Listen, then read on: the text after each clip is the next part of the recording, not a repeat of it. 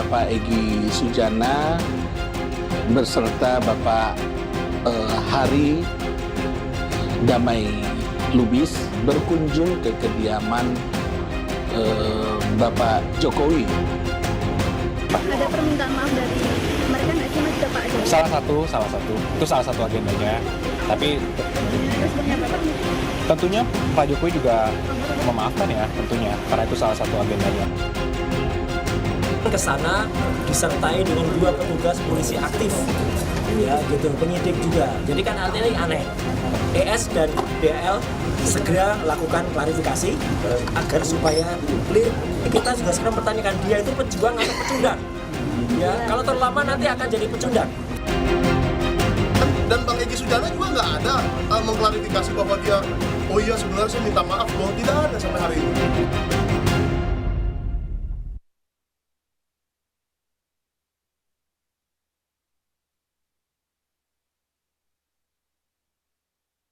Jika sebelumnya para pelapor dugaan ijazah Jokowi bergerak dalam satu barisan, kini mencuat kabar sebagian dari mereka mulai berbeda jalan.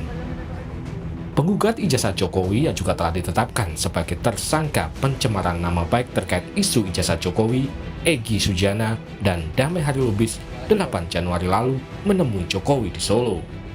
Dari Rejo mendampingi Bapak Egy Sujana beserta Bapak Hari Damai Lubis dan pengacara Bapak Egy Sujana, Ibu Eli Daneti, berkunjung ke kediaman Bapak Jokowi. Kami semua disambut dengan sangat baik oleh Bapak Jokowi dan mudah-mudahan pertemuan ini menjadi perekat.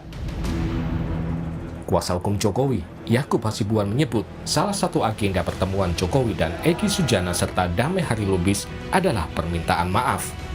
Menurut Yakub, Jokowi memaafkan, namun soal penghentian proses hukum masih perlu dibahas lebih lanjut. Ada permintaan maaf dari mereka nggak sih Mas ke Pak Jokowi? Salah satu. Itu salah satu agendanya. Tapi Responnya Bapak? tentunya Pak Jokowi juga memaafkan ya, tentunya. Karena itu salah satu agendanya. Tapi secara umum, ya detailnya nantilah. Kita lihat progresnya. Untuk kedua tersangka apakah akan menghentikan proses hukumnya atau Nah akan itu tetap lanjut? itu Dari juga Bapak salah sendiri? satu hal yang masih perlu nanti kita lihat ke depannya dan kita diskusikan. Karena bagaimanapun kan itu prosedur hukum. Kalaupun nanti apakah ada penghentian dan sebagainya, karena ini sudah masuk ranah hukum, ya nanti kita lihat prosedur hukumnya seperti apa. Karena itu harus diformalkan. Roy Suryo mengklaim ada temuan baru pertemuan Egy Sujana dan Jokowi. Ia dengar didampingi 2 polisi aktif. Roy juga sebut Egy Sujana tidak meminta maaf dalam pertemuan dengan Jokowi. Dan bahkan ke sana disertai dengan 2 petugas polisi aktif. Ya gitu, penyidik juga. Jadi kan artinya ini aneh. Bahkan juga disebarkan foto yang setelah saya analisis, ya ini sangat sangat aneh ya.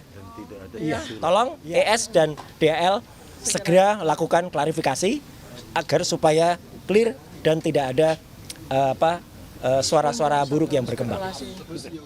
Dan bahkan dia cerita nanti akan saya sampaikan pada hari Jumat. Kenapa tunggu lama-lama hari Jumat? Kritik saya jangan terlalu lama. Karena supaya orang itu tidak kemudian pertanyakan. Jadi kita juga sekarang pertanyakan dia itu pejuang atau pecundang. Ya, kalau terlalu lama nanti akan jadi pecundang. Pernyataan Roy Suryo diperkuat oleh YouTuber Sentana TV Michael Sinaga yang mengaku telah berbicara langsung dengan Egy Sujana. Tapi tidak etis lah kalau saya menyebutkan. Biarlah nanti kepolisian yang mengklarifikasi apakah benar ada 2 polisi yang mengantarkan seorang terlapor menemui pelapor. 2 orang tuh, ada 2 orang. Tersangka ya, dia sudah tersangka sekarang. Nah, pertanyaannya yang kedua, apakah di situ ada permintaan maaf? Bang Egy Sujana mengatakan ke saya tidak ada permintaan maaf. Bahkan Bang Egy Sujana memberi nasihat kepada Joko Widodo untuk bagaimana caranya supaya perkara ini tidak membuat gaduh.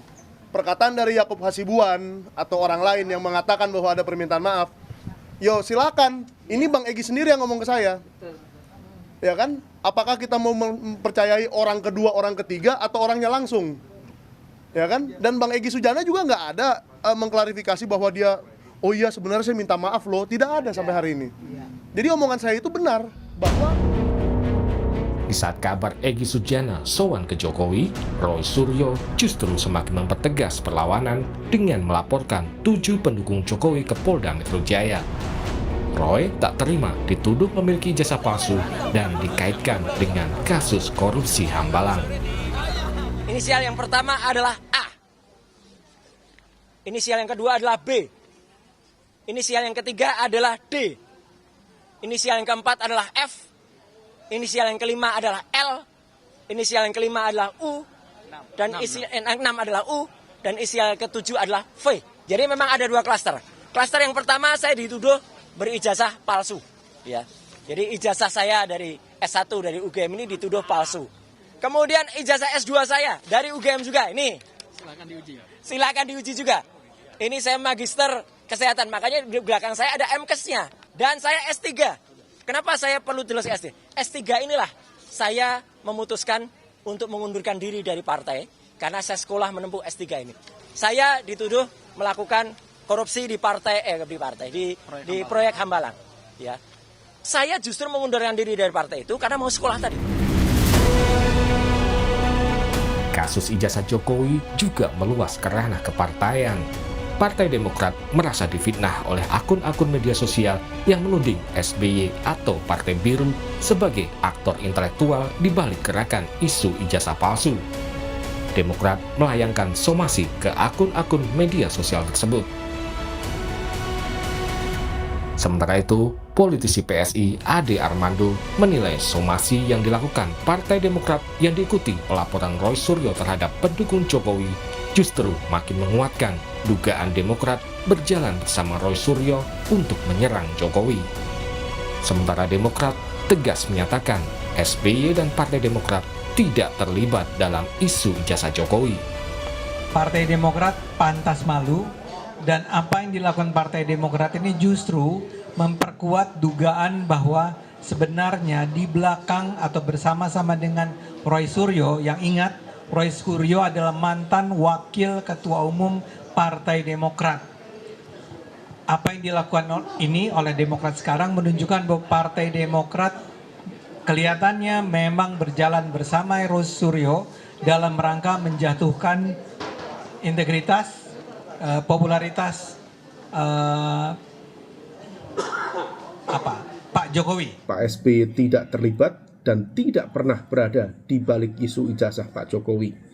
Dan disinformasi semacam ini tentu sangat berbahaya karena bisa merusak reputasi dan juga ruang demokrasi. Kalau misal kemudian masih berlanjut, tentu ini akan berproses menuju proses penegakan hukum selanjutnya di ranah pidana. Kasus ijazah Jokowi kini bukan hanya menjadi persoalan hukum. Polemik ini telah merembet ke partai politik. Lantas, bagaimana ujung dari perjalanan kasus ijazah Joko Widodo? Tim Liputan, Kompas TV.